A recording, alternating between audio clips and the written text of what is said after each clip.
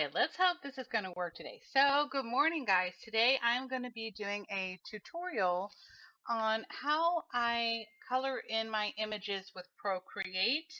But first, I need to choose a digi image, and sometimes those digital stamps, like this one right here, like this little fox right here, they don't come in transparent form. So it makes it difficult to drop colors in and paint in. Um, just keeping it real, guys. It just makes it difficult. It's a lot easier to drop in your base colors and then color on from that. But anyway, so let me go ahead and show you what to do. So first of all, we're going to create a new file and we're going to call this one uh, Winter Fox Transparent by Caparuza Sketch. Okay, and so I want to have it five. First of all, you're probably going to see this on pixels. Change the pixels to inches, and so I want you to do it 5 by 5. Okay, and the larger you make the image and the higher the resolution, the larger it's going to appear when you're bringing it into Procreate. Okay, so you want to keep it a little bit on the smaller side. Okay, and then later you can, work with it at that point. But when you're bringing in Procreate, it's best to go a little bit on the smaller side. You don't want to go too small, right? But you don't want to go too big either. So we're going to go ahead and hit create. Now we need to grab our image. Okay, so I'm going to go over to file and I'm going to open a file, and I've already got but let's just say I didn't. Let's just say I didn't have that, right? Let me go to my downloads, and I'm going to go to Caparuza Sketch Digis. Okay, and I'm going to click on that. I'm going to double click on the items, and then I'm going to go ahead and pull in the little box because it's so cute. Okay, now we want to move this image to my Winter Fox Transparent. Okay. Oh, wait, I did the wrong one. Hold on, guys. This is the PNG. Let me start over again. I really need to grab the JPEG I made. So this is what I mean by when there isn't a transparent background. Okay, it's going to look like that. All right, with the white background, just like that. First of all, I'm going to unlock that file, and I'm going to click Window, Arrange, and I'm going to do a double up vertical. That's just easier for me. You can do it any way you want to. And then I'm going to click on one of these little black lines, and I'm going to drag it over. Now, as you can see, it's really big. Go ahead and close that out. So you're going to hit the X. Do I want to save the changes? No, we're fine. Okay. So I'm going to come in here and I'm going to edit the size. So I'm going to hit edit, drop down to transform, and then scroll over to scale. And let's try about 30%. Okay, now I know you can't see anything, right? Isn't that crazy? So we're going to go ahead and click on that. Now you're going to see where you can center it. Okay, this is your center and your middle, right? So your middle and middle, let's just put it that way. So I'm going to click on, it's already on canvas. Sometimes you'll see it on selection. So you'll have to click on it, hit canvas, and then I'm going to do center and center. Now it's in my middle. So we already have a layer down here. And what I want you to go ahead and do is we're going to come over here, right? So we're going to go see the home, scroll down to this little arrow right here, and we're going to click on the black. We know that it's all the way down at basically 0, no color. And then we're going to click on the bucket. Now the bucket may show gradient tool first, so don't be freaked out. You're going to click on this little arrow. Okay, come on now. Now you want to be difficult, right? Just when I said that.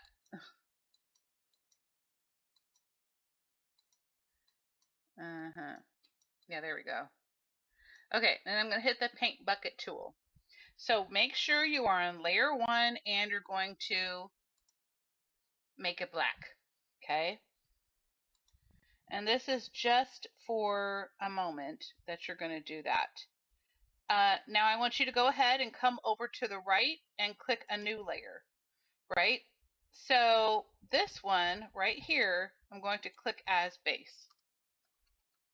We will eventually delete that, but it's kind of best to work this way. So now we're going to go back up to layer 2, and mostly at this point we're going to work on layer 2.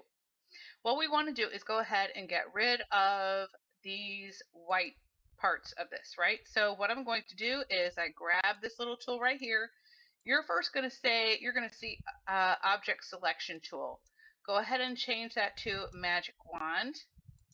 And this is what I'm going to do. So I'm going to come in here.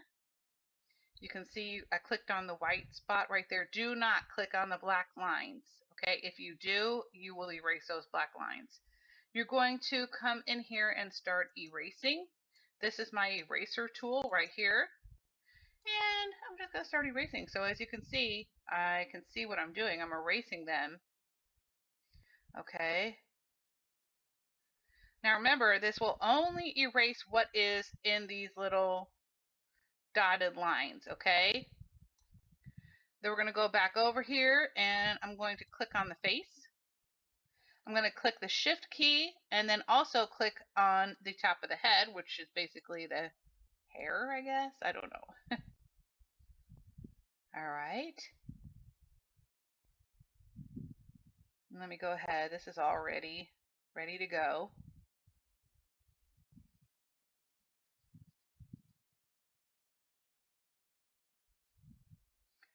Okay, at this point, we can just make sure that we did not cut out any of the black lines. So we're doing good because I did this tutorial before and I accidentally did that. But I'm going to go back over here to my magic wand tool and I'm going to zoom in a little bit. So you're going to click on view and zoom in. Okay.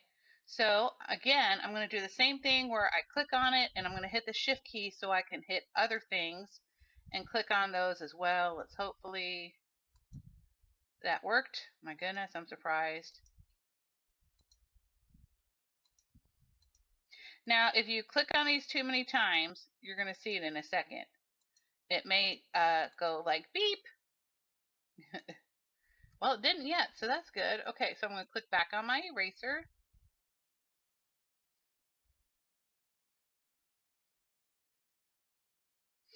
Okay. Now let me go ahead and go back to my magic wand. I'm going to move this out of the way, guys. Just drag it down out of your way. It drives me nuts that they put that in there. Again, I'm going to click that shift key and just keep clicking on the white here.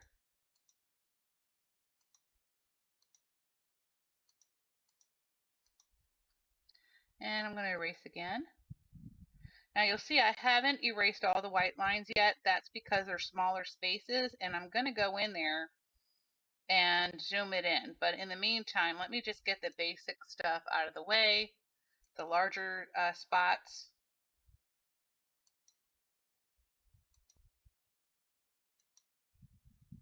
Oops, nope, see, when you do that mistake, let me zoom out a little bit. Zoom out. No, yeah, I'll just zoom in. What the heck? Okay, so again, I'm gonna, oh, see how it gets in the way? Just gotta move it. Anytime you accidentally click on the black lines, it's going to mess it up. Okay, and then I'm going to come in and erase that. And I see a little, I don't even know what that is right there. Let's see if I can erase that. Let me make it smaller.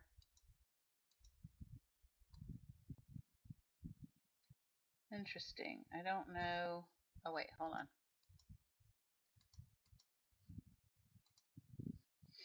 Oops.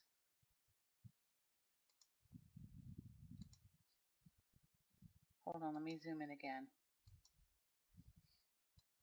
Okay, I just want to click on this right there. Erase. Zoom up. Again, take my little magic tool. Erase. Okay, looks pretty good so far. This one little spot is so tiny that it may not even be noticeable, but I'm going to zoom it in 200% and see if I can click on that anyway. Yep, looks like it. Okay. Zoom back down here. We got another little spot. It may not pick that up. Nope. Okay. View, fit on screen. If I click on the outside of the bounding box, it will take it off of there. Or you can go ahead and go select and then hit deselect, okay? Since I already deselected, it's not going to do it. Okay, now we're going to come back over here to our bottom, and now we can go ahead and erase the black. Okay, we're going to zoom out here a little bit, and it looks like it's good. You can go ahead and recenter it. May change things sometimes it doesn't. And now I'm going to go ahead and go to Layer up at the top, and I'm going to merge visible. Okay, this will allow you to save it as a PNG. Do not flatten the image. If you flatten the image, you just basically turned it back into a JPEG with a white background, okay? So now we're going to click on File and Save As. I'm going to make sure that it goes into, I'm going to change it to PNG where it says Save as Type. Click on that arrow, again, PNG, and then I want to save it in here, and so it's going to do that. And I'm going to click on Save. Okay, now some files are more difficult, and you just really have to be careful. If the lines are very thin, like you can see some of these lines here, it will try to erase them. Just be conscious of making sure that you stay in the white on the white areas, okay, when you're clicking that little magic tool. Okay, and if there's ever an issue where it's not erasing it, check to make sure you're on the right layer. And two, go back to the select and you'll see inverse. Okay, if it's, like I said, if it's not erasing, then select inverse and it should do it at that point, okay? So now we're going to exit out of here, and now I want to save it for, hold on, whoops, didn't mean to do that, guys. Okay, we want to save it in Google Drive, okay, so that I can bring it into because my computer is not a Mac, it is an HP. So I'm going to bring it into Google Drive. I'm going to click on Drive, and I'm going to click a new file, File Upload, and I'm going to go back over to my downloads where I have my things, Winter Woodland Stamps, and I'm going to scroll down to Winter Box Transparent by CS, and I'm going to open it.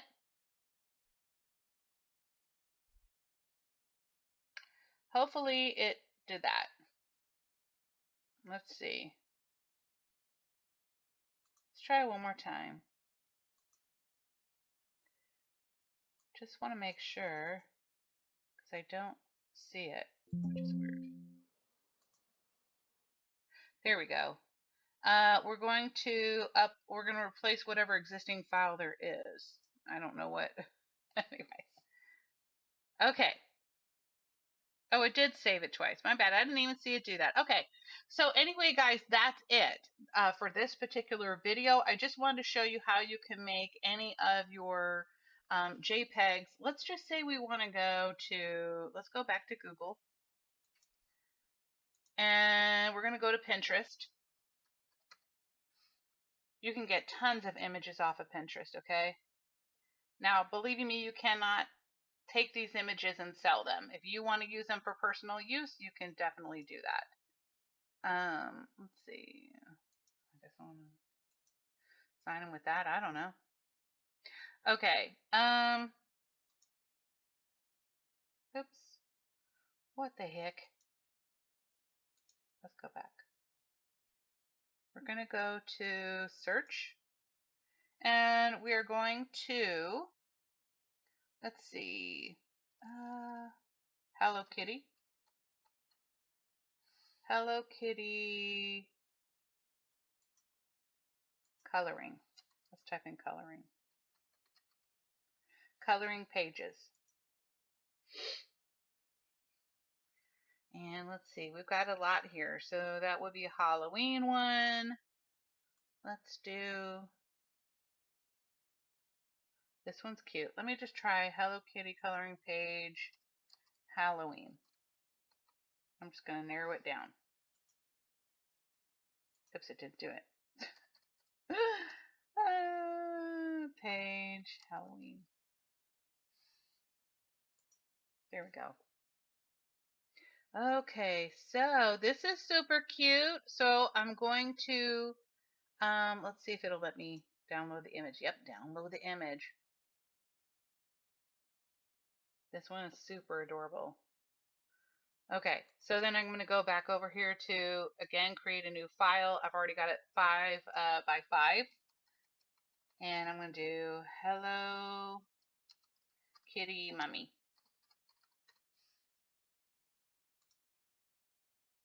File, open. I'm going to go to my downloads. And there it is. And then we're going to go ahead, do Window, Arrange, bring it over. I can go ahead and delete this one. So I'm going to do Window, Arrange, and Consolidate tabs. Now, let's see, I'm going to go ahead and bring it to the middle. I already have my layer 1. I'm going to add another layer, right? I'm going to drag this one underneath layer 2, and this one again, I'm going to go ahead and color that black. Okay. I'm going to go back up to layer 2, and I'm just going to start like I was doing before, where I go ahead and I erase. If you want to make your eraser bigger, you click on this little thing here.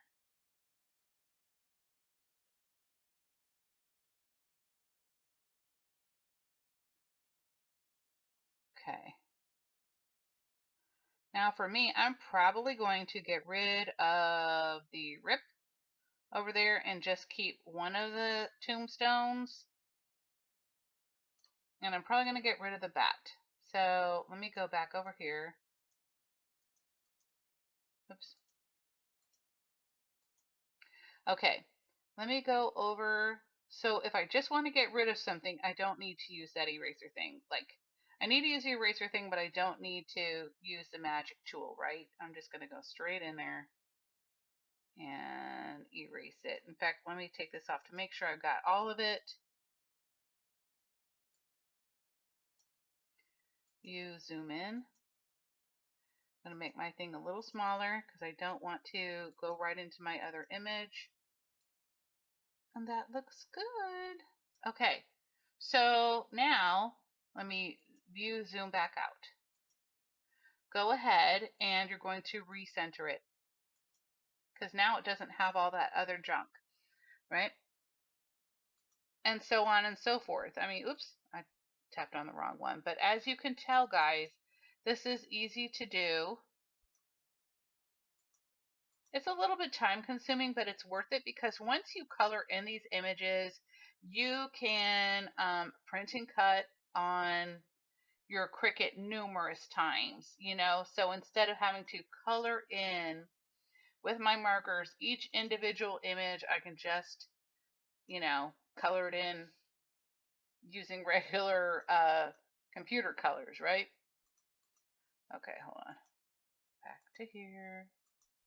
Anyway, I'm going to finish that later, but I just wanted to show you that. I hope you'll have a wonderful and fabulous day, and I'll be seeing you all soon with the next part of how to color in your image with Procreate.